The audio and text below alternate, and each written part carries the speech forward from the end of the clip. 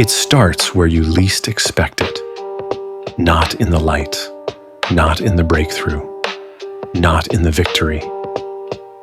It starts in the moment you feel like running away. The moment you stare into the mirror and don't recognize the person looking back. The shadow shows up, not to harm you, but to invite you, to see, to feel, to integrate.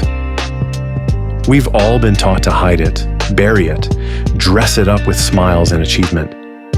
But the shadow doesn't go away. It waits. Patient, honest, still. It's the version of you you've disowned, the pain you never processed, the truth you weren't ready to speak. And until you face it, you'll carry it. In your reactions, in your habits, in your relationships, in the way you avoid your own reflection. This is the chaos inside you, the unfinished story, the part that's screaming beneath your silence. But here's the paradox. The shadow only scares you when it's unknown. Once you look at it fully directly, it softens, because it's not your enemy, it's your map. Carl Jung said, "One does not become enlightened by imagining figures of light, but by making the darkness conscious." This is the alchemy. The moment you enter the cave, the treasure appears. Not because the pain is beautiful, but because your willingness to meet it is.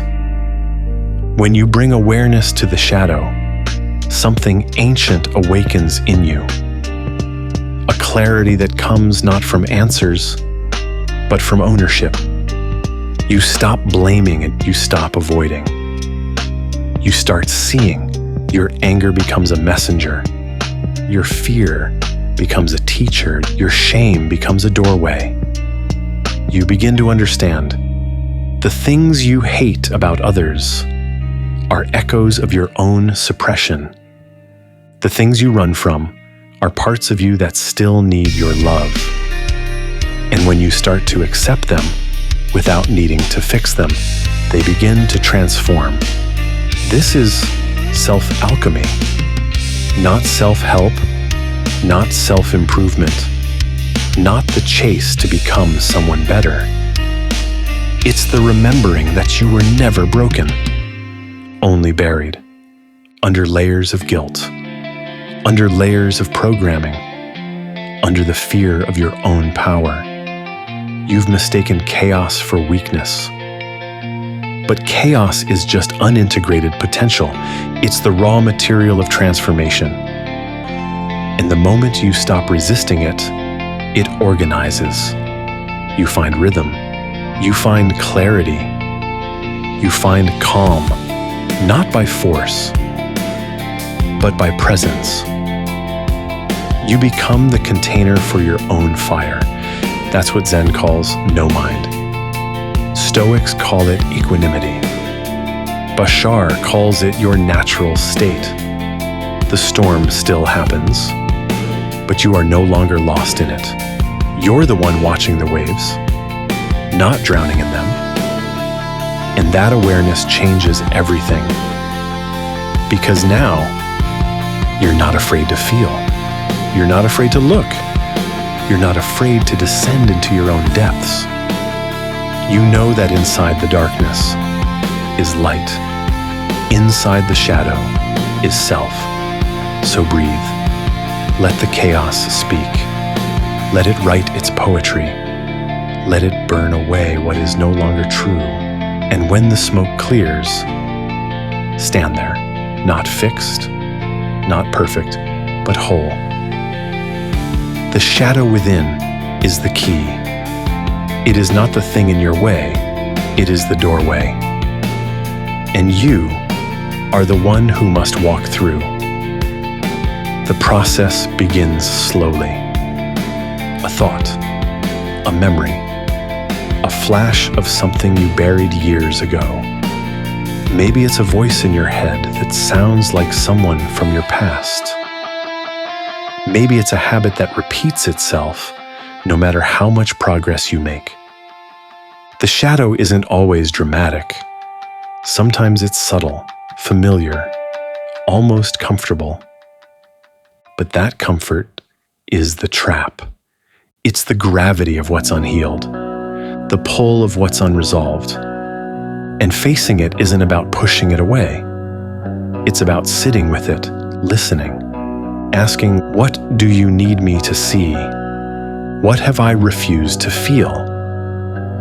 What truth have I buried so deeply that I forgot it was mine? And then you wait.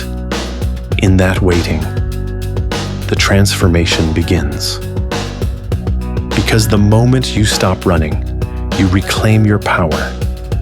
You take back the pieces of yourself scattered across years of denial. And with each piece, something shifts. You become more grounded, more centered, more honest, not because life becomes easier, but because you are no longer split inside. You are no longer pretending. And when you stop pretending, you start healing. The healing doesn't come from perfection. It comes from presence. It comes from choosing to stay with yourself, even when it's messy, even when it's loud, even when it hurts, especially when it hurts. Because pain is the voice of something sacred, asking to be seen. And if you're willing to witness it, you'll begin to see the gift, the deeper truth behind every shadow. That what you thought was broken was actually a seed, waiting for your attention, waiting for your acceptance, waiting for your love.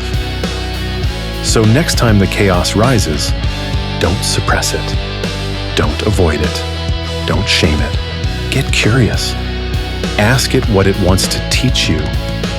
Ask it what it's protecting you from. Ask it how long it's been waiting to be heard. Because every trigger is a teacher, every wound is a window. Every fear is a forgotten part of you, begging to come home. This is what it means to do the work. This is what it means to walk the path, to stop chasing light and become the light inside the dark, to turn inner chaos into clarity. Not by force, not by will, but by love. That's the path of the alchemist. That's the path of the whole human. That's your path. So walk it fully, fiercely, with your eyes open and your heart exposed. Because the only way out is in. And everything you're seeking is already within you. Let it rise, let it roar, let it return you to yourself. You were never lost, only layered. Now, peel back the veil and see who's been waiting underneath all along. The shadow is not the enemy. The shadow is your guide. And in loving it, you love all of you.